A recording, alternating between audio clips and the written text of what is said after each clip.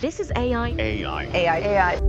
There will come a point where no job is needed. AI is just going to replace everybody. These systems will make a lot of jobs just go away. I don't think anyone at this point should claim that they're an expert. And I actually take issue with people hiring like chief AI officers. Welcome to the Inner Scorecard. Today, I'm thrilled to have Minyang Jiang, MJ, with us.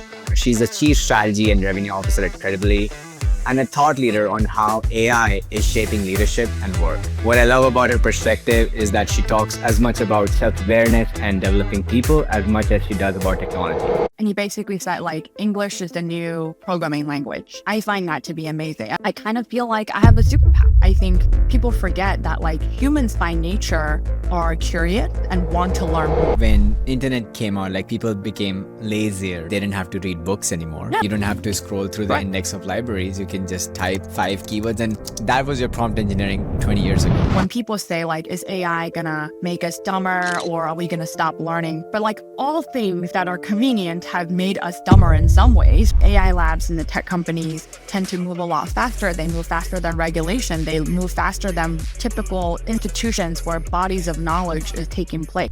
What have you seen has been the transition with the AI, how this impacts the company? Could you give us a general overview for the last few years? Welcome, MJ. I'm super excited to have you. I think for our audience, why don't we just start with an intro? It was super interesting from other podcasts, but I would like to hear from you now.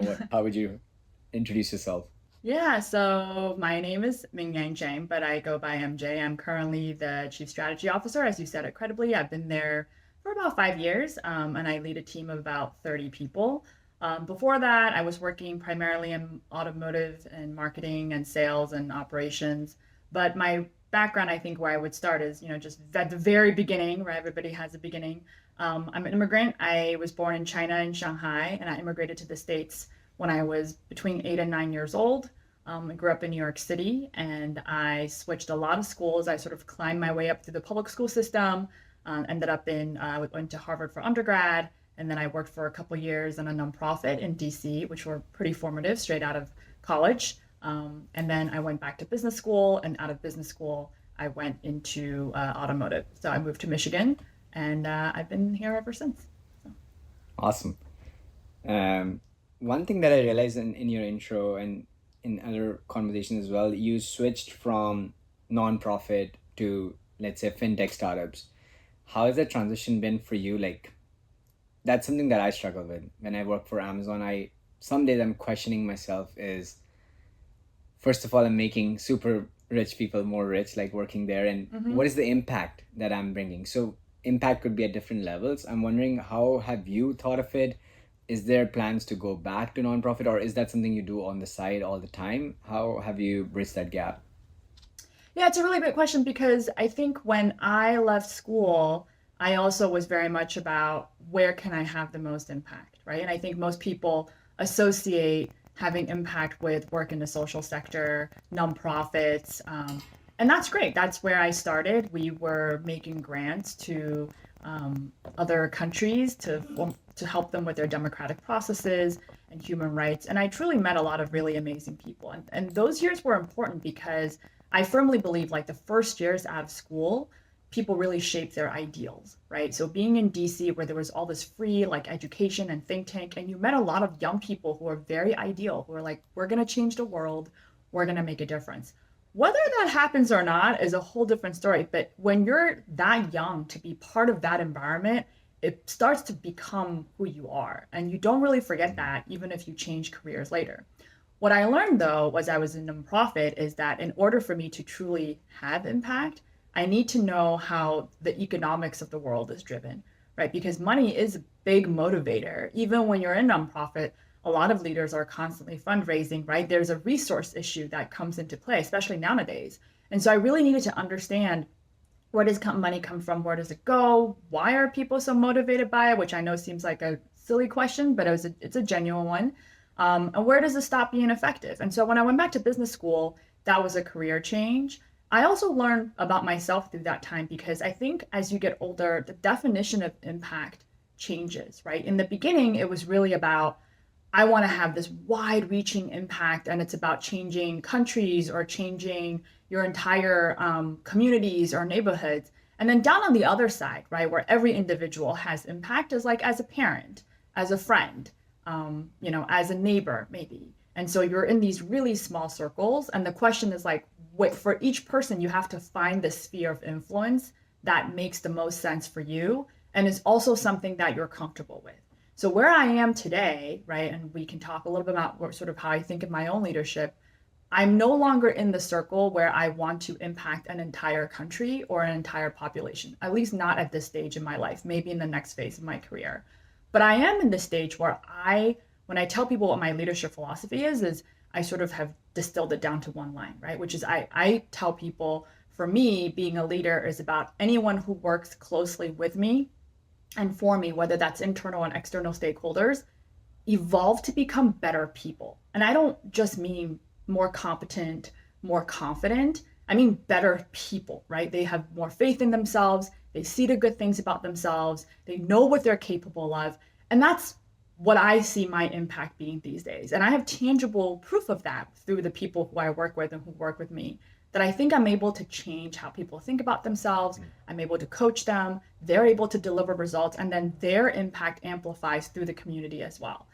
For me, at this stage in my life and my career, that is the circle that I have circumscribed for myself. It's going to be different for every person, but these are fundamental questions that every person has to ask themselves. Some people, their impact is on time, and their impact is investing that time with vulnerable populations. Some people, their impact is money. They write really big checks and they donate. And these are all fine as long as they're aligned with your values and where you actually are trying to drive that impact, right? If I write big checks, not that I can, but if I write big checks, it doesn't mean as much to me as if I were able to coach a really great individual and promote that person to the next 2 levels in the company.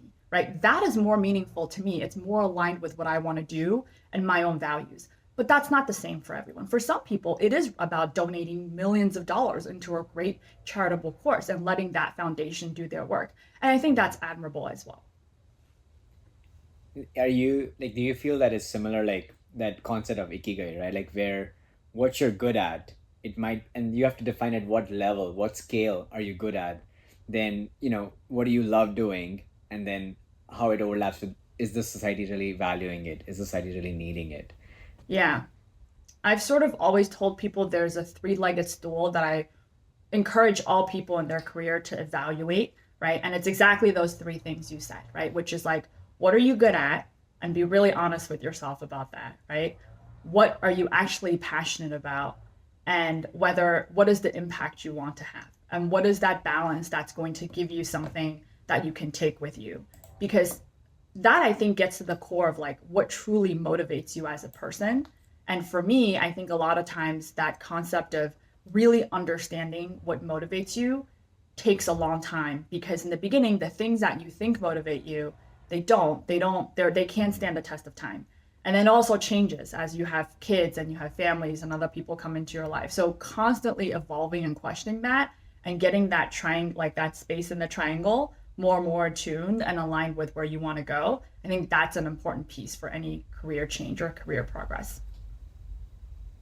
It sounds really powerful. I'm wondering, like, why do you think people, like we were talking earlier on, that some people get just stuck and they do want to step out, they just don't have that energy? Like, why do you think that happens? Is it because they have these thoughts, they're not actioning it? What makes that difference wherein you are constantly learning and growing in that space of reevaluating yourself versus there's that inertia to continue what you're doing? Do you think that as a person you keep reevaluating after certain months, after certain projects, you think about, okay, where is this heading? Yeah, I do. I used to actually force myself every 6 months to journal and think about what I've achieved and whether I'm still on the right track. I think people make a lot of decisions for very different reasons in their life, and I am not here to judge how people make choices, right? I do think that from my observation, it's really around the story that people tell themselves and whether they have the skills and have had enough practice to tell different versions of that story. Because I think people feel mentally stuck when they are only capable of telling themselves one story. And that story is often so tied up with their identity, right? And it challenges them fundamentally, like existentially, if they have to tell different versions of that story to themselves. And maybe they haven't been given the tools or haven't had the experience where they have to know, how do you make, when you're the protagonist of that story, how do you step out of it and tell different versions of that story, right? How do you build, like, if you think about the self as the hero, which there's a lot of like deep psychology with that, right? How do you make sure that this hero can exist in different ways? And it's not just one singular story that you're telling yourself. And that has a lot to do, and I know we'll talk more about this, that has a lot to do with self-awareness, how much practice you've had, right? How much you value it. It has to do with an element of self-doubt, because self-doubt is actually really powerful when used the right way. I don't think you should always eliminate self-doubt, right? I think you should trust in yourself, but self-doubt plays a role in challenging that narrative. Where I have seen people fail, not necessarily financially but just sort of like emotionally, right? Where I have seen people fail, get stuck emotionally, feel like they can't anywhere, inertia, is when they get stuck in telling themselves the story and not realizing that like they have the power to change it, because they've been telling themselves the same story so many times. The narrative itself becomes a prison. And it's very hard to break out of that if you don't have the tools to know how to tell yourself different versions of that story. There's also comfort, right? Like if you have been telling that story, there's that consistency that humans want, and you just start attaching it to your identity that, yeah, this is who I am because this happened to me. And if I change that, I'll have to change everything. I'll have to change the way I talk, or, you know, the stories I tell and the friends I hang out with. So it's very intertwined. I'm wondering for you, was there a particular moment that you remember where you figured out, or was it gradually over time where you figured out that self-awareness is a key to, you know, navigating? Like I think as a person, I see that you have a lot of energy and you go with full force, but I think you take time to figure out where do you want to go, which direction do you want to head at? Yeah, I mean, I think there's a few things that have happened in my life that kind of triggered, I would say, an accelerated growth in self-awareness, right? One is I became self-aware when I was really young. I actually remember this moment was when I was 8 years old, and which is, I think, earlier than a lot of people. And it's just, I remember where just like all of a sudden I sort of had a camera on myself, and I was both in the moment and also looking at myself in the moment, which is really when self-awareness begins, when you're no longer in your world and you realize you're an element in the world. And now you can observe both the world around you and yourself at the same time. So that's one thing. I also think that reading fiction helps a lot with self-awareness, because fiction is one of the only things where human complexity is not reduced, right? There's a lot of MBA level leadership books, and I was just telling a friend about this the other day. I don't really read those. I mean, I'll read cliff notes of those if I have to, but they tend to bring frameworks that simplify people, and because they want to sell it, right? It's like, hey, we give you this principle or this framework and you can apply it and it sort of works.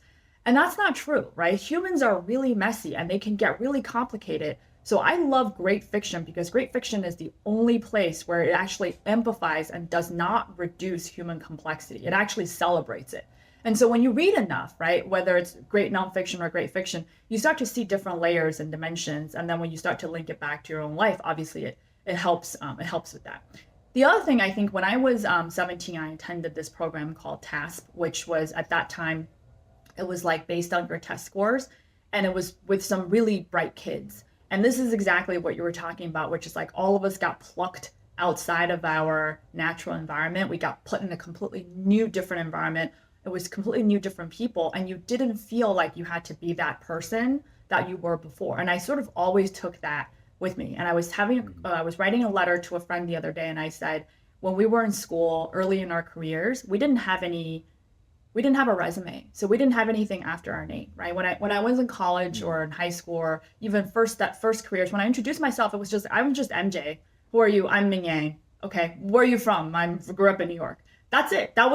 So your possibilities were endless. And now we have all these roles, right? We have titles, we have roles we play. We're parents, we're partners to people. So when people first meet you, that's the dimension that they settle on, right? Which is like, you are so-and-so's mother, or you're so-and-so in the business, right? You are so, And I was just like, I never signed up to be a singular dimensional person. And yet later in life, everybody gets put into their roles, and the boundaries of the roles become, people get busier. That's how you interact with people, right? I am known as someone's mom. I am known as someone's partner. I am known with the C in my title, and there's very little beyond that. And so I really try to say that, like, once I realized that, I encourage everyone to kind of go back to where they felt like there was a time in their life where life was full of possibility. Go back to where that feels like and realize, like, those roles are just the beginnings of who people are, and you don't have to define yourself within those roles. Like, the person that built those roles, like, that person still exists. That person is still a full-fledged, interesting, complicated person, and you can feel free to go back to that person anytime, right? You're not limited by the things that happen after your name these days, which I think is it's an interesting reminder to myself, because often I'm like, I get uncomfortable in situations and I remember, oh, right, like, I just, like, the knowledge kind of stopped here, and to go deeper, it requires deeper connections with other human beings. That's so beautifully put. I love the fact about reading fiction. I actually don't read fiction for the same reasons, because I think that that is too high level, like, for me to relate to. So I'm actually somebody opposite. So I think I would catch you up after, like, what are your favorite recommendations for fiction? I think just segueing into the next question, I feel that is really powerful what you said on everybody's a different personality. And I think if you think about, if you're going to talk to a big leader and that's making you nervous, it has helped me to find, like, there have been big leaders in my own home. Like, I would have scientists, I would have C-level executives, then I would have musicians in the house. And I would just imagine that how they are at work. They might seem intimidating, but actually at the end of the day, they're just a father, brother, and it's very similar needs. It's just they spend more time doing those things. And I think to the other point of all that context, that is actually like how most of the AI models work, right? Like, you keep feeding in the context and that limits its scope. So what I mean by that is, like, it is a next token predictor or next word predictor. And the more context you add, the narrower the next word prediction, the range of, the diverse range of what it can say next gets narrowed down till it finally says, okay, I have nothing more to say, and I'll end my response. So it is actually pretty similar. So I'm wondering, like, talking about AI, like, what are your thoughts on AI? I think you have been somebody who's seen this incredibly. I think that's where we have been for the last 5 years. You've seen the whole start with ChatGPT coming in, and now more and more agentic workflows coming in. And I think I'm wondering, like, what have you seen has been the transition with the AI? How is it related to, like, previous trends, like, for example, internet boom? How does that differentiate? And now I think you're at a much closer seat to making decisions on how this impacts the company. What have been your thoughts? How does it impact workforce? Could you give us a general overview for the last few years, how it has been? Yeah, I mean, just so I'm very clear, like, I'm not an expert on AI. I don't think anyone at this point should claim that they're an expert. And I actually take issue with people hiring, like, chief AI officers, because I think that's we can talk about what that means and why I think that's an issue. But in terms of AI, my general attitude towards it is I'm fairly positive, right? I understand there's risks. I understand that there's a lot of hyperbole around it, because there's a lot of money to be made around being an authority on this topic right now. But my personal experience with it, in terms of how it differs from prior trends, is that it really, I think it was one of the, I forgot, I think it was somebody was giving a speech on this, and I watched this video where, like, I think it was used to be the product person at Tesla, who is now at OpenAI. And he basically said, like, English is the new programming language, which I find that to be amazing. I'm actually learning to code with Windsurf right now. And it's just not something that I've ever been good at, right? Like, I tried taking a coding course. My mind simply does not work that way. I'm just not wired to be good at some of these things. And so being able to have these tools, and all of a sudden, I kind of feel like I have a superpower. It's like I'm able to do things that I haven't been able to do before. So in terms of what workforce planning means, if we strip away all the noise of, like, is it going to destroy humanity? Is it going to kill kids' curiosity, right? If we just strip away all of that, there's a few things that I think remain crucial. One is, it's important to remember that technology shapes our identity. And so when we grow up with technology, we adopt it as part of our identity. When you and I grew up with the internet, we don't fundamentally confuse ourselves with like the internet, right? It's not a threat because we already built it into how we grew up. So I have a lot of optimism for my kids because they're going to grow up with this technology, and to them it's just part of who they are and the world they live in, and then they built their individuality and uniqueness around it, not replacing it, right? Like they built it around it and they can find other ways to do that. The other thing is like when I see them work is that there's a lot of lanes that are starting to bleed into each other. If you set up generative AI the right way in the workforce, you will see that like all of a sudden analytics is being done by people who did not have analytical tools before. Prototypes are being built by people who didn't know how to code, right? All of a sudden, product people and tech people are coming up with marketing designs and messages. And I love that. I think that's going to take a little bit of time for dust to settle, because when these lines get blurred, some people end up feeling like you're sort of in my lane, but it just means that we need to carve new lanes in this space.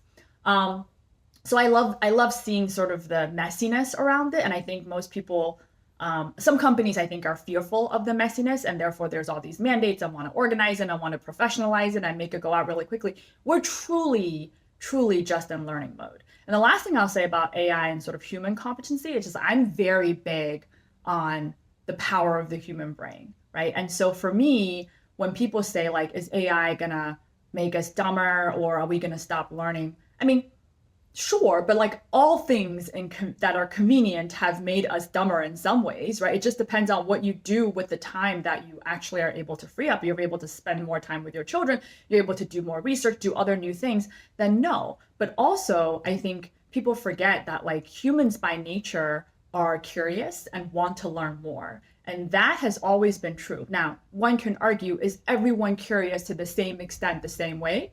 Probably not. You know, some people are just trying to make ends meet and they literally have no time to be doing anything else other than work 3 jobs and try to make rent, right? But other than that, in general, what I see at work is there's an acceleration of people who are curious and who want to do more. And that starts to become the differentiator, right? All of a sudden, you're creating a lot more variance between people who are just trying to stay in their lane and don't want to do more, and people who are like, how do I use these tools to do more? So the velocity, the volume starts to go up. And that's when the upskilling becomes really interesting, because I think the baseline is going to get higher.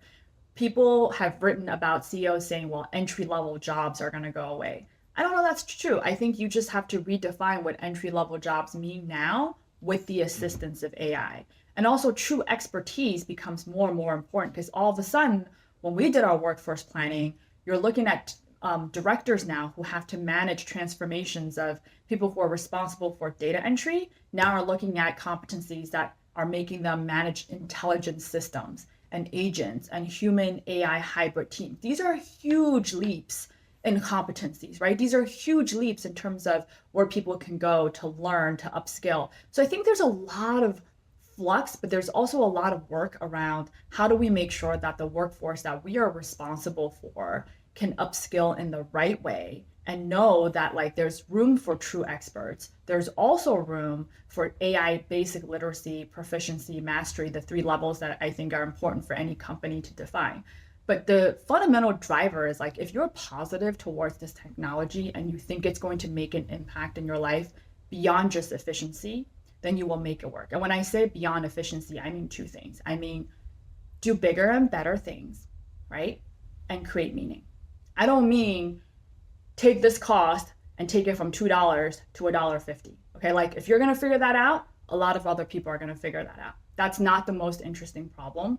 And frankly, if you fully automated everything you're doing, that means that whatever you just automated is 100% replicable. Because it's not like these models these days are only accessible to the few, right? So to me, the differentiating layer is like, can you now do different things and bigger things? And are you able to make that meaningful for yourself and for the people around you? And those are the real challenges that leadership is going to face with AI. So quite a lot to unpack there. I think the first part I want to talk about, I think we all read that the neuroscience AI research that came out, right? Like when you're using AI, you're using less part of your brain. You can't, if you're writing an essay, you can't even code your own things that you've written because you used AI for that. So they did that research between no assistance versus only Google or search engine versus using AI. And it sounds like in a similar way, it sounds like when internet came out, like people became lazier, right? They didn't have to read Yeah. books anymore, right? You don't have to Correct. scroll through the index of libraries. You can just type 5 keywords, Mm-hmm. and in a way that was the prompt engineering era, right? So that is still the case, wherein what keywords you type for the problem, like how you translate your thoughts or your problems into the 4 or 5 keywords, that was your prompt engineering 20 years ago. So is that what you're saying? I think you're kind of saying that yes, they might be in those 1 hour. It might look like they're lazier. They're not using the full capacity of the brain, but that does free them for more time to do other stuff. So could you just elaborate more? I Yeah. think I, on that. Yeah, I think that study is really narrow, and people have talked about it as being narrow. And the study itself actually has said it's pretty narrow, and we need more information, right? So for me, I think I've mentioned this in some of my writings. Learning, which I think most people define as retention, right? Do you remember what you actually did, and do you understand it? Learning is a product of attention and intention, and that applies to anything, right? That applies to academic things, that applies to learning about people. So if you give it the right intention and you give it the right attention, you will learn. Now, if you're using any sort of tools, not just AI, but other tools that displaces one or both of those things, then you're not going to learn as much. And a lot of those studies, that's what happened, right? It's like people weren't necessarily motivated to write this. And also now they can remove the attention because the work is done for them. Part of the AI, what the AI labs have to figure out in the future, in my opinion, especially when it comes to like younger education, is that the tools are written in a way or to do the work for you, right? And so there's a little bit of attention there because it means the person has to self-regulate and check on like what is meaningful for me and when do I take the shortcut and when do I not take the shortcut. Ethan Malik posts a lot about this. But for me, we need to see more experiments from the academic institutions and researchers around when you're using AI to augment intention and augment attention. What then is the learning product of that? If someone was really interested in something but could not pursue this before because they did not have the technical expertise, but they have the intention, right? And they had the attention, but they don't have the tool. Now you give them the tool. Are they going to get better at something than if you didn't? I can tell you from my personal experience through coding with Windsurf, right? Like I wanted to learn how to do this. I'm not good at it. In fact, I would argue that I am terrible at it, but I'm certainly better at it with AI than without, right? And so where's that application if you apply in the right way where you have the intention and you have the, like I'm spending 2 hours on my weeknights, like playing with this tool, right? I have the intention, I have the attention, then you learn very differently. And I think that's where I want to see more research. Yeah, no, makes sense. And I think the other part that you said earlier on about the entry level changes, I think you're right. I think maybe it's just an indication that the way the college graduates or when they're doing their undergrad, the training is not mapping to the job requirement, right? That's when we're saying, oh, it's harder to hire them because at least I grew up in India. I did my graduation back in India, and I know that there is no translation, almost no translation of what you learn there, apart from the fact that you're able to sit long, focus on things like the very, very baseline, human skills, like paying attention, listening, talking. There is almost no translation to what happens at job. That's what you do at Amazon, for example, at an entry level job. So all that means is I think that bar has to be higher. And it is not like I think it is just they need to translate better in the education sector so the job requirements are more matching versus what has been disconnected. For example, if you go learn coding today, like if you take up a master's in coding, a lot of it could be just a single line of prompt. It's good to understand, but it's not a necessity anymore. Yeah. And I think there's going to be a lag, right? And there's going to be a gap that happens with schools and education, because again, everyone's just trying to figure this out. I think the clock speed is what people are actually really worried about, where the AI labs and the tech companies tend to move a lot faster. They move faster than regulation. They move faster than typical institutions where bodies of knowledge is taking place, right? It's got to translate into academia. It's got to translate into students. So yes, there's going to be a sort of like a accordion and compression issue in terms of certain parts of sector of society moving faster. Certain industries are going to be faster. Other industries are going to be really slow. But I don't think that warrants people being super scared, right? This is where change is very natural. Change management is very natural. I mean, we've seen industrial revolutions. We've seen much bigger seismic changes in society before this. We just didn't live through them at that time. And so human beings have evolved to be resilient through these types of changes. And so with technology changes, this is another version of it. And yes, some things are faster and some things are slower. That to me, in the context of everything else that has happened to humans in the past millennium that we've been existing, right? That is okay, right? And especially when you look to the future, you look to the future generation, they're also resilient. I talk about that identity, right? And you see kids interacting with these tools appropriately. I would hope not all the time. And they're playing, they're imagining, and they're creating their imagination. Like, I'm not super concerned about that, right? I think that we have to give ourselves credit to saying, like, we've done this before, it looks different, but change and its foundational stuff and disruptiveness is not that different, right? Everyone feels the jolt. Everyone questions this existentially. There's some sort of threat. People have to argue about it, and then time will play out, right? We need to let some things play out with time. We don't have to have all the answers right now. And frankly, people who claim they do have all the answers right now, that's hubris, because they're wrong. So Awesome. And one thing I wanted to ask you, like, so leading the AI initiatives at Credibly, which I would say is a fintech, I would not say it's a startup anymore. I think it is beyond that stage. But what about like, how does it compare to, if you've been following the news on big tech, how they're, I think there are a few ways that I've seen the big tech responding, like, Amazon, Google. One is they're hyper promising on AI, like, solving a lot of the problems. And I think that is driven because they have to say it. Otherwise, like, for example, Apple is lacking behind and people are calling that out. So they have to be on the game and they have to keep using the word AI in their, communication. But the second part is the reduction in employment force, where they're saying that, will eliminate so many jobs. And we see that happening. Like, just yesterday, there were layoffs at Amazon too. How do you think that positions the big tech versus the smaller fintech companies or generally tech companies? Like, is there an advantage that the smaller fish have because they can be, they don't have to do the reduction of costs. They don't have so many investors waiting for them to tell how because they really care about the stocks and the stock prices and in a shareholder perception of the company.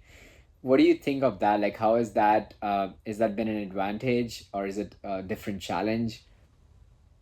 Yeah, I think it's a little bit different because I think a lot of the big tech companies also overhired during the bloat of COVID when everyone was working from home and people were ordering things from online and spending a lot of time on social media platforms. So there's still sort of leftovers from that and promising like ridiculous salaries that made like no sense.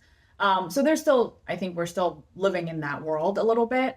I don't pretend like I'm like some sort of business intelligence person, but I can say that from my vantage point, which is I work for a medium-sized company, a couple hundred people, we don't see immediate workforce reductions, right? Again, I'm not saying that there isn't going to be some job losses or changes, but we're all working through that, and I'm leading the strategy around it. What I will say is that smaller companies are constrained in very different ways, right? The smaller you get, the more constrained you are. And a lot of times you're constrained by time, you're constrained by capital, you're constrained by talent because you probably can't pay for the top talent, right? Compared to, let's say, the Amazons of the world. And so when you're a medium or smaller company, the threat of like huge workforce reductions, frankly, isn't there as much. And then, in fact, I think that the CEOs who tried to do that, some of those companies actually got backfired on, because in the beginning phase, there's so much opportunity to free up constraints that your company faces, capacity constraints, processing time constraints, right? So top talent constraints. Like when you free that up, your business will also grow, especially if you're in a growing business like we are.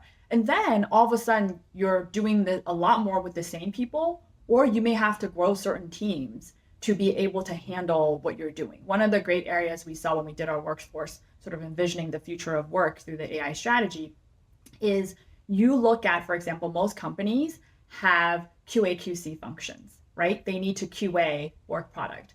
Once you start embedding LLMs and AI into your workflow, that function fundamentally starts to change, right? That's where I actually saw a lot of growth and potentially a lot of skill changes. Because now you're not necessarily QAing like, does this widget look right? All of a sudden you're like, what about the model? Do I understand what the model is doing? We're making some sort of automated decisions and humans are overlaying on top of that. What about model drift, right? What about regression? Are these models right? It's like all of a sudden QA is starting to take on much more of that data science type of look, and then tech is getting involved. So now there's this like gap that we didn't have before. And now now you're talking to yourself and saying like, well, is there really going to be reduction or are we upskilling? And we're creating pods where you have entry level data science teams and tech teams sitting with the human QA writers who are doing the widgets, right? And you're figuring out how to make that work. Those are the fundamental questions when a leader actually looks at AI first transformations and workforce planning in the future. You got to think forward many, many years, a few years at least, and walk back to say, what does that look like? And what are the gaps that I'm going to see in the company? I'm not going to get it right, but use your imagination, have AI help with that, but use your imagination to kind of think through what are the scenarios your company is going to evolve to. The reason we chose to take a leadership position is when I did this through my head, right? What is the worst thing that's going to happen if we started working with generative AI? Is just like, we're wrong, but the people get a little more efficient and we all learn some new skills. Great. That to me is like the worst thing that's going to happen, right? If we do it right, we grow the business, we create a better customer experience, we create a more satisfied employee base who are upskilled. That's all great. If we don't even get it right, then everybody learns how to work with AI a little bit and make their own work a little more efficient, which is also okay. Right. And I see that, especially working in big tech, like there's a lot of top-down mandates where they're trying to systemize AI usage. And that's again, like, like how many times did you use this? That becomes a metric. That doesn't make sense. I'm wondering, like, I think you've spoken a lot about mandate versus culture. And second part to that question is like, what would your strong recommendation be to middle management? I think you've spoken about like getting their hands dirty with AI, right? Like I think it's not good enough you can't really outsource this. You can't really outsource or go use AI because I see some other team is using it, so you use it, but you don't really fundamentally understand it. And I because I see more often that, the middle management, especially like who are managers, they don't have time to really go ahead with what you said. And I love that you were playing around with Windsurf and all these tools are just, even to my machine learning friends and really expert SDE friends, it blows their mind. It one makes them amazed, like they're just an amazed, like how did this do it, and two, it makes them really scared because they're like, okay, what does that mean for the new hires that we're going to do? Like we'll have to really think about changing our strategy. So yeah, could you talk about those things? And I'm curious to see what are your thoughts on that. Yeah, I mean, like none of these have easy answers, right? And it's every organization, every team is gonna have to think about it and work with it differently. But I would sort of start with a few fundamental principles that I think kind of cut across all these scenarios, right? Number one is like, if you don't have time to work with these tools, there needs to be, like I told my team, for example, one of their goals this quarter is they have to free up 4 hours of their time using AI tools. And so whatever you need to do, you free up those 4 hours, but instead of doing more, you take those 4 hours and you go and you experiment and you learn new things and you document it, which although, by the way, you can also document with AI. It's really easy. Here's a template in this chat, fill it out, right? It takes 30 seconds. And so if it's carving out time, there needs to be upper management sort of support. And that's where I do think like, not necessarily a mandate, but a strong sort of KPI that says like, hey, we think this is important. We want you to make this investment in yourself. Go figure out, and I will help you figure out how to clear up 4 hours, which is, if you work 40 hours a week, like, I'm sure we all only work 40 hours a week. That's a 10th of your day, right? 10th of your week. So take that and apply it to something new. Think about that as an investment in yourself. Companies can do a lot with contests and things to incentivize.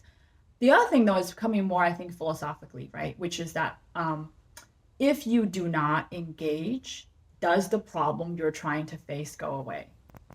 Because if it doesn't, then all the time that you're spending not engaging, you should probably just engage. And this is something I tell my kids, right? It's like you can avoid and complain about the problem all you want and choose to not work with it. It's still going to be there. If you're like, I'm really afraid of how this is going to affect my workforce or my new hires, I don't know how to do this. What is going to change if you don't then create this impetus to change, right? Nothing's going to change. Like you're still going to have these issues. These problems will never get solved. And, we often talk about it Credibly because we just went through this strategy and some of the things that come up are like huge, right? And everyone's in the room staring at it like, I don't know how to do this. I'm like, great. I don't know how to do this either, but you know how you eat an elephant one bite at a time. Otherwise, you just can't start. You will never start. And it would just always be this thing that's there. And so I think once people can get into the right mindset, they get into these tools and they'll see it's also not very scary, right? If you've never played with the different models and you like talked to it once and it didn't give you what you want, you're like, well, I'm never talking to it again. Like, you just have to start working with it, and because it will get better, right? It will, everything that you keep trying at will get better if you keep at it. I think humans are the most poised to understand that, and sometimes we forget that. Animals don't necessarily understand that, but humans should understand that when you engage and you practice and you keep at it, whether it's a new tool or whether it's a difficult emotion, you will get better at it because that's how our brains are wired. And I think now jumping on to the next topic, like about AI and its involvement with small businesses, I think Credibly, that's the main, those are the main customers. And I'm just, even like maybe it's some customer stories or just generally when you've spoken to small business owners, mom and pop stores, like how can they adapt? Is there some AI work that they can use? Is it more around, I think we spoke about where, is it just automating, like, maybe customer service, or they can just get a bot that does the customer service for them? Or is it more about expanding and, like punching heavier than their weight? I'm wondering, like, what has your experience been with the small businesses? Because most often I see now, like, for example, my brother runs a studio back in Delhi, like a music studio, and he's using AI quite a lot for a lot of the analytics things that he's not good at. He's like giving he's giving his budget for like a studio production, and then the AI is like kind of in it, he's always asking the AI to be critical of his thinking, because that's where you really get the benefit out of AI, because it's usually very, very supporting. You ask it a question, It can be very supporting. I'm wondering, like, what have been some of the use cases that you have seen? Is there some learnings that the listeners on this podcast can take away for small businesses? Yeah, I think small business is usually so busy. They're one of the ones that's the most constrained when it comes to time. So this is a fundamental challenge, right? It's also like the information around AI is so overwhelming out there these days. And not everyone knows where to start. So people just kind of, you get over information overload. You're like, I don't want to engage anymore. As part of Credibly, I think we're actually going to start putting out videos that specifically talk to small business owners on how they should they can take advantage of AI and work with AI tools. But there's a few things that come to mind, right? One is, and I think this has to be, again, you have to have intention. If you don't have intention, like there's not a whole lot that I think we can help you with, because you have to want to do it first. But if you want to do it first, there's a few pretty easy areas to start. One is obviously market research, right? A lot of the deep research tools, or even the tools out there where you're researching competitors, you're researching whether you want to expand your footprint, you're looking at bringing on a new product. Those things are now, you can do that through deep research or simply by engaging with the chat models, and you'll get a lot more information to take out a research report. I think small business owners, who don't have the resources to go hire a consultant to do all this like big elaborate thing for them, they can access that immediately. I played with it myself. I think it's phenomenal, right? The second thing they can use it for is different types of marketing. Now you have these very visual tools, and you can also work maybe even just like the younger kids in your family who are a little bit more savvy with tech, right? They can now go create things like brochures. They can stand up a website really quickly. They can certainly produce beautiful images and ads and things like that. Again, small businesses typically didn't have access to like graphic designers and UI, UX and all of that. Those things are now, I'm not saying they're going to be like amazing, but from going from not having access to it to having some level of access where you can quickly create a video, quickly create a still image, go on Facebook and start launching these things. I think that's another tool. And the last thing you mentioned is some sort of customer service, where you can take a lot of the stuff that if you have data on like previous grievances or previous issues with addressing, you can short your handling time and cover more ground, right? So now your people could start easily engaging with the chat and being routed to agents that are live people. You don't have to have people waiting or always waiting on the phone. And that also, I think the last part then is another opportunity very similar to that is onboarding and training, right? For small businesses that require, hey, we're going to have to onboard people. Here's the paperwork you need to sign. Here's the videos you have to watch. Here's the classes you have to take. A lot of those tools now, even built into Gmail, you can very quickly create onboarding docs and refreshers and constant training. When I was in automotive, there was entire divisions just led, basically paying for training. We take vehicles to dealerships. We got to show them all this stuff. And there's entire sort of supply chain set up around that. So that's very key for helping educate people about your product, or if you're hiring new employees and they need to be brought up to speed on your protocols. So those are 4 areas: customer service, sales, and onboarding training, right? There is the marketing and graphics design and all of that, market research. We've also had examples in the past where, like, if you have sales calls and you can use AI to basically look at the transcripts and figure out who's doing better. How do we make sure that this person is coaching this other person because they're closing deals in a different way? So again, if you have a sales team, you can now transcribe calls and have AI recognize patterns. So those are the kind of, I think, for small business owners, those are actionable items if you want to bring them into your business.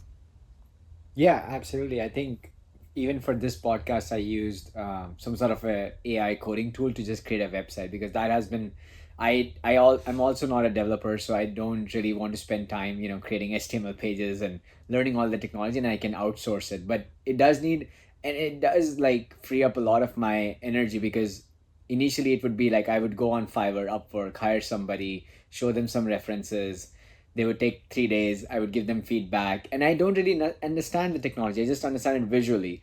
And now I can actually talk, and these agentic tools are pretty cool. Like, you would give them a very long prompt and they would take like 10-15 minutes and they're done with it. So that has definitely helped. I think adding on to this question, like, what about, is there a differentiation for the non-tech employees? For example, as you said, marketing roles and sales roles, because in the tech world, the work is like, you're using these agents to create easier processes, and you're involving them in your tech components. But I'm wondering, for the non-tech component, what have you seen? Is it mostly around summarizing documents, summarizing meetings, brainstorming, thinking about next steps? Is that where most of the AI work has been?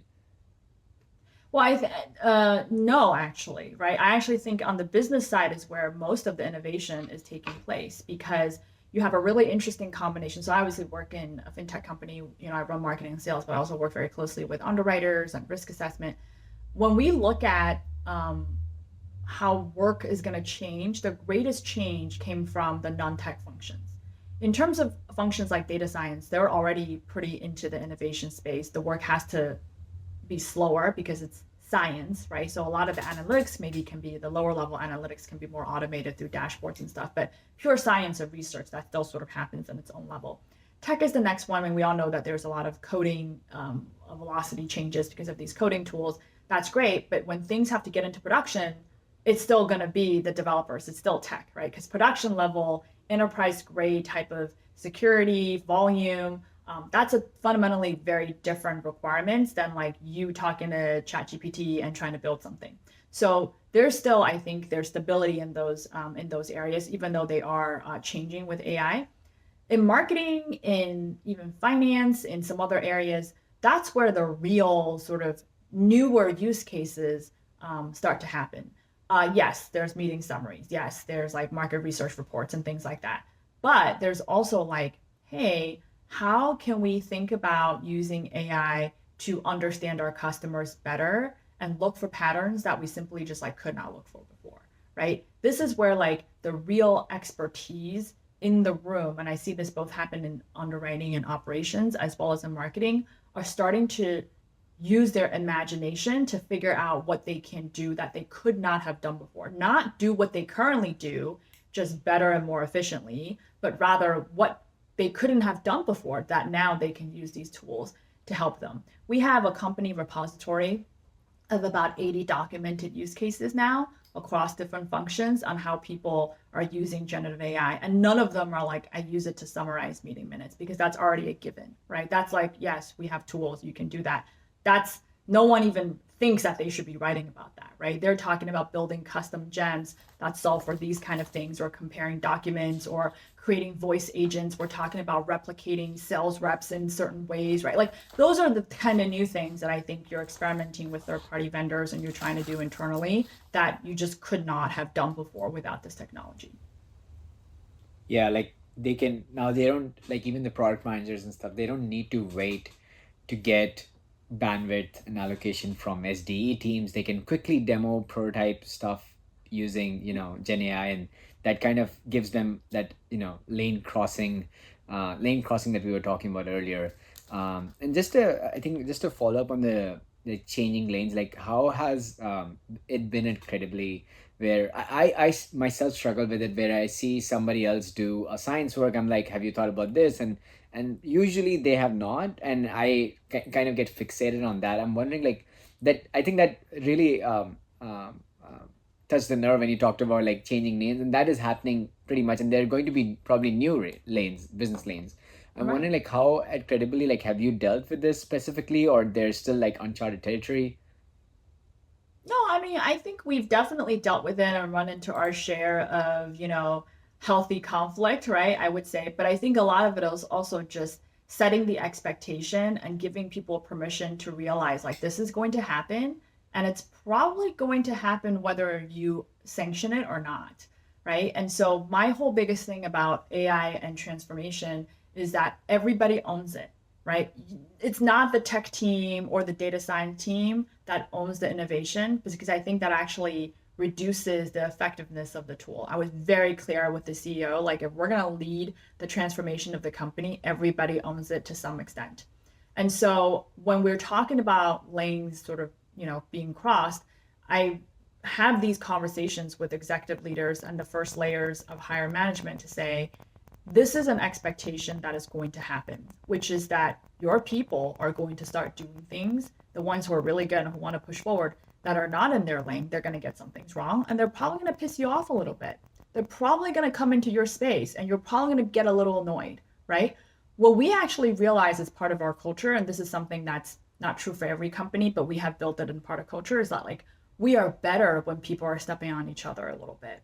And as long as the company and the leadership acknowledges that and embraces that, this is much less of a conflict point, right? Because it's already built into your culture that it's kind of expected that you're going to step on each other. But one area that my vice president of product actually talked about is we have sessions where we share what we do with generative AI. And there's really interesting things that people have built for their own work that at the company level, because it's a low frequency, low volume use case, but it's important to that one person, maybe once a month, but it's really not important enough for the entire company. The reality is it would never get prioritized by tech and data science.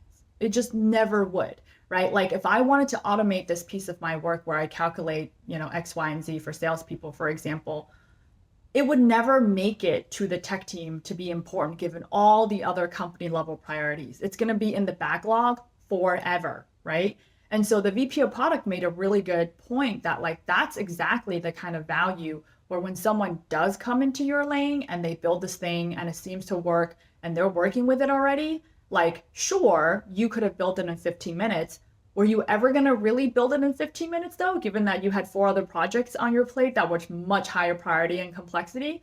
No, right? So you got to let people engage in that distributed level of what I call distributed innovation, but you also have to set the expectation with the innovators at the bottom level. I don't say bottom as like lower rank employees. I mean bottom as like individual innovations, not enterprise level engagement, right? Like just because you're doing these little things that make your work better, understand that when it comes to production and what you're shipping, your requirements and how you see it is not the same as the corporate level, right? You giving feedback to ChatGPT or to Claude is not the same as writing a piece of code where it's in the API and no one's checking it and it's running all the way through and it is affecting volume of our business. That requires a higher level of scrutiny, accuracy, dependability, reliability, that truly the technical teams are still on the hook for delivering. Once you bridge the gap between the business side, who is like, why don't you just build what I did? What I did was amazing, right? Like once you like bridge that gap and you also make the technical team understand like, yes, people are doing stuff that seemingly is in your bucket, but understand you were never going to have time to do this. I think everybody calms down a little bit, to be honest. And that's very true. I would plus one to that.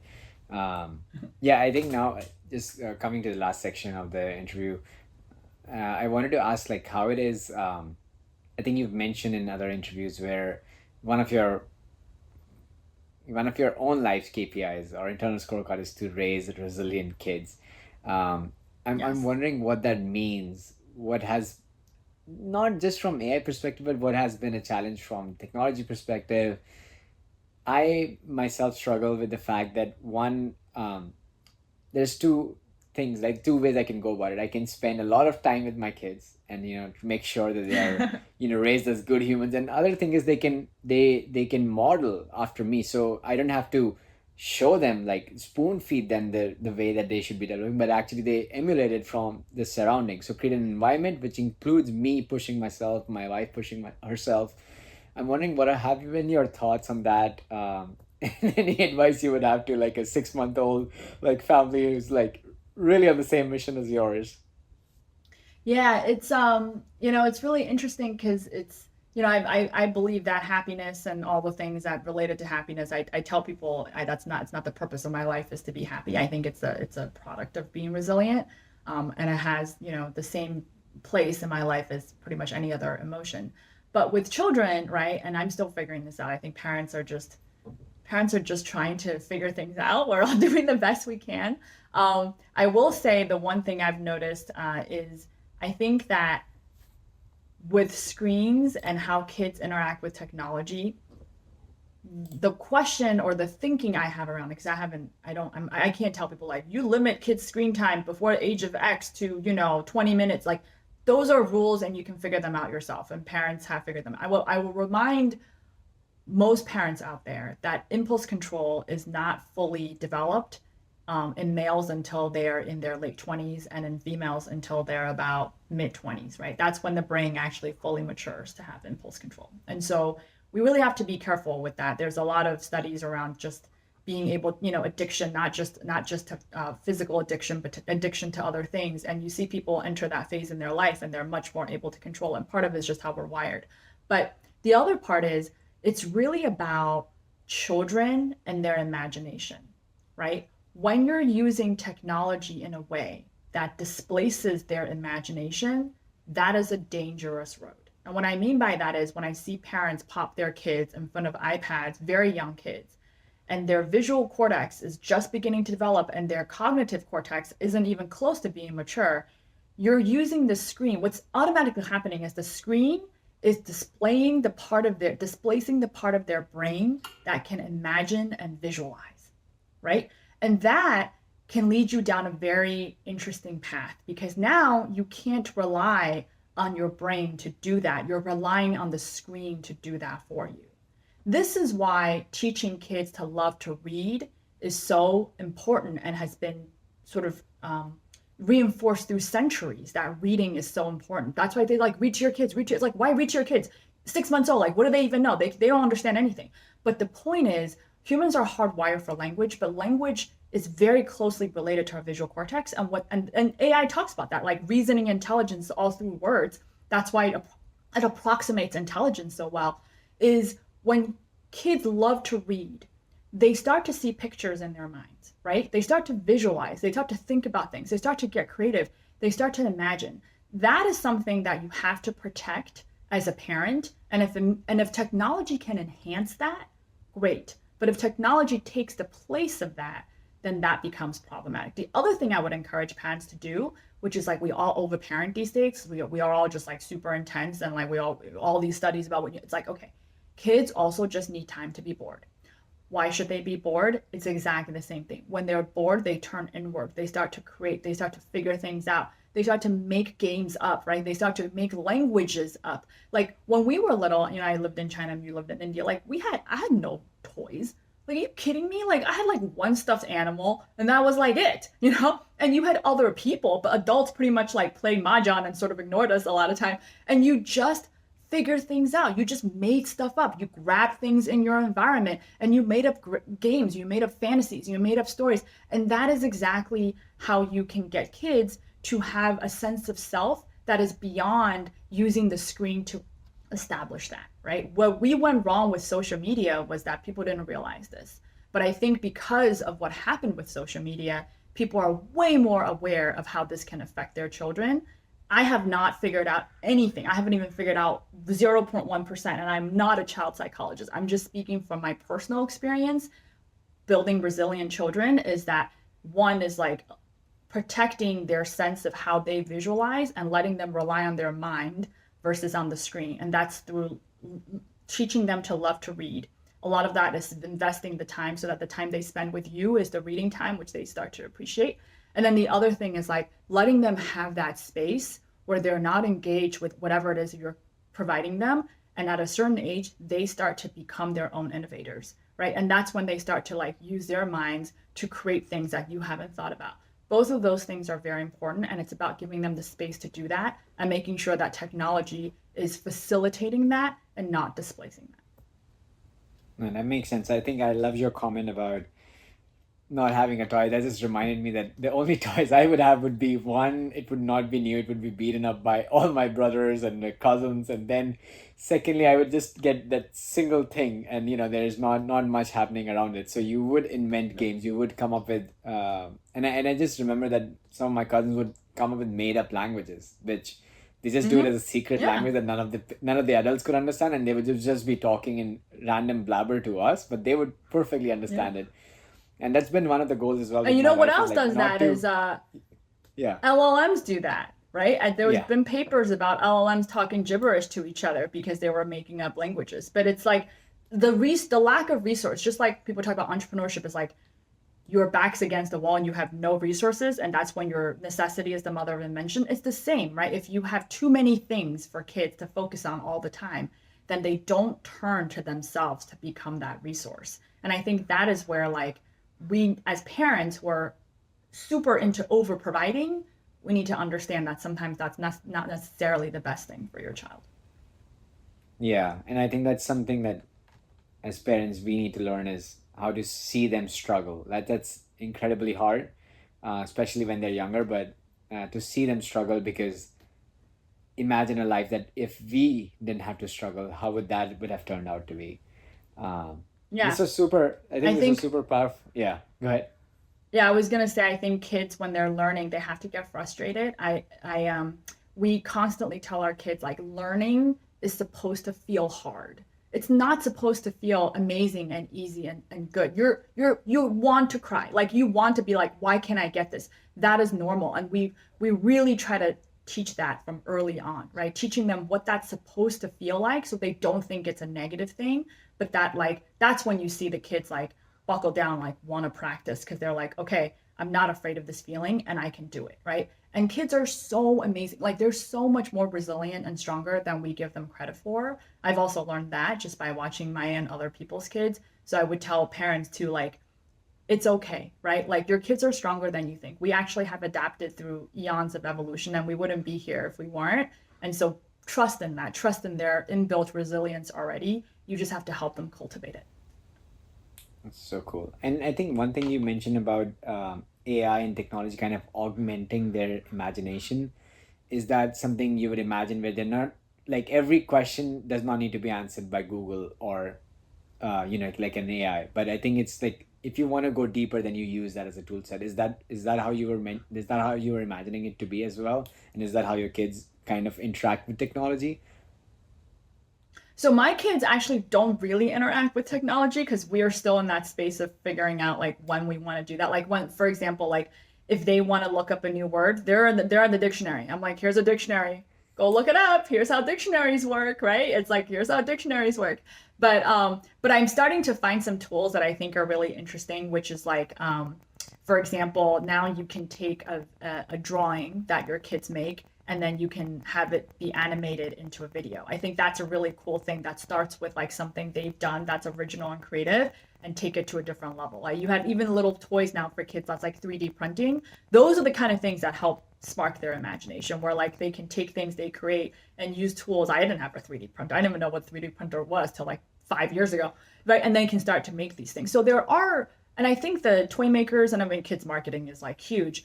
People will figure that out. What are the ways that you can use AI and things like that to help boost curiosity and help them answer questions, right? Can you, and we see, I think Google puts out ads where it's like they ask like, you know, what is this? And explain it to me this way and this beautiful thing. Sure, that's one way of looking at it. But I think there's little things like that where like you are just using these artificial intelligence tools as companions, but the way you use it is to get your kids to ask more questions and to learn more, not to stop asking questions because they have the answer and they have the easy answer and they move on. Anytime a child displays some like real interest in something like dinosaurs, right?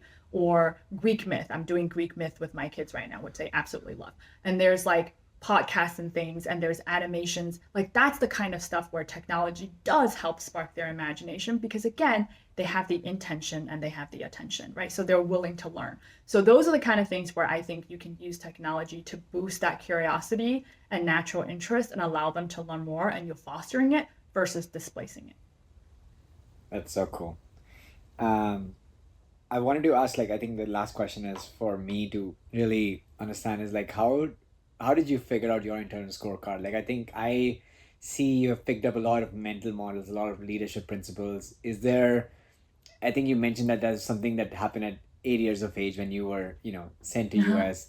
Are there other like role models or people or principles that you take, you take inspiration from? Is there something that people can find somewhere online? I know they can probably reach out to you on LinkedIn, but do you have any?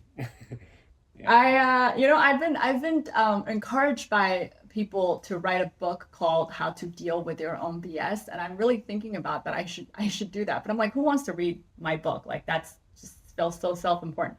But so I have a few things, and I think I mentioned it already, right? And like, I don't want to sound like, oh, like I'm done with my journey of like Inner Scorecard, like I've got everything figured out. Like I don't, right? Like I truly don't, because I truly embrace it as like self-awareness is not, it never ends. It truly never ends because the self is infinite.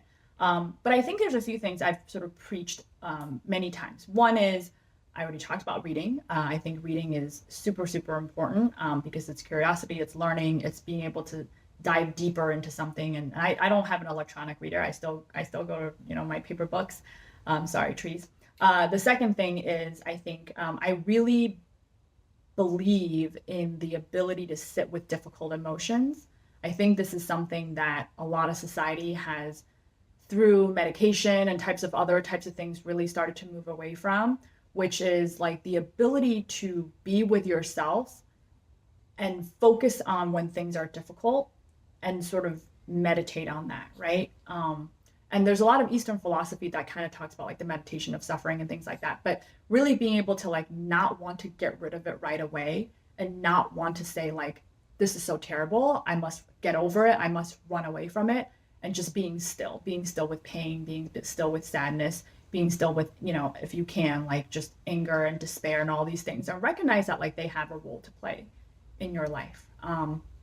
And that like through time, I think time is a natural deliverer of meaning. So when you can sit with these things, it looks different in time.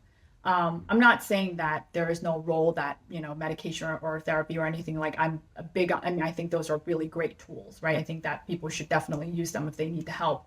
I am saying though that like fundamentally cultivating that ability from the inside out is important. And then the last thing that I've started to think about recently is like to give yourself, when people think about like that narrative, right? We talked about the story you tell yourself.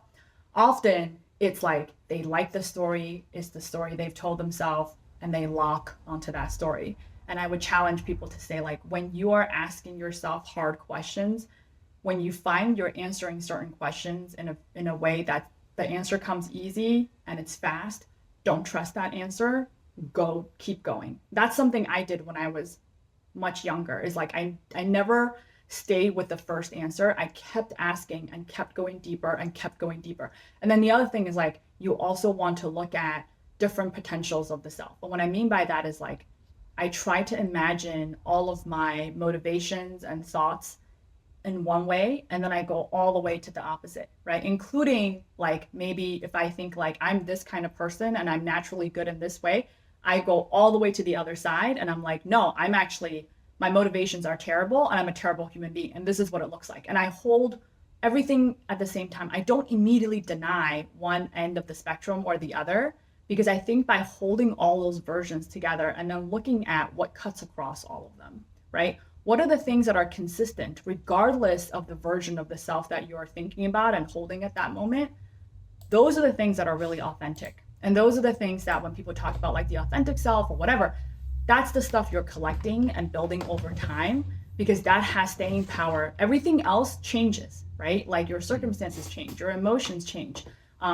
And so a lot of that is noise. A lot of things that people focus on tends to actually be the clutter. But when you can envision different versions of yourself, the future, the past versions, the best version of yourself, the worst version of yourself, your impulses interpret in the best way and in the worst way, and you sort of lay it all in front of you like a deck of cards, and then you just sit back and you kind of take a look at it and you say, okay, like regardless of what hand I'm played, right? How would I think about this situation? What's the thing that I'm focused on that I know to be true across these different scenarios? And if they're not across all scenarios, then most scenarios, you start identifying things that I think those are the things that really you anchor yourself on, and also I think will heighten your self-awareness. That's really beautifully put. I think there's a lot of concepts to take away from me personally there. I would like to do some of the practices you said, especially of the, keeping that diverse perspective and not attaching to one immediately and seeing what sticks over time. This was a great conversation, MJ. I think where can people find you? Where can people connect with you or follow your journey? Well, I'm actually not on most social media platforms for all the reasons that we mentioned, but I am on LinkedIn, and I love to post and sort of my thoughts on there. And, I work for Credibly, so you can always find me on their webpage if you ever want to email or just connect with me. We also recently launched Credibly.ai, so it has a lot of the AI work that I am leading with my team. But LinkedIn's probably, if you don't know me at all, LinkedIn is the best place. Thank you so much for tuning into this conversation. I hope this left you with a few good questions, perhaps a few laughs, and definitely a reminder to keep following your curiosity wherever it takes you. If you enjoyed this episode, consider sharing it with a friend, and I'll see you in the next one. Until then, stay true to what matters the most, your inner scorecard. Thank you.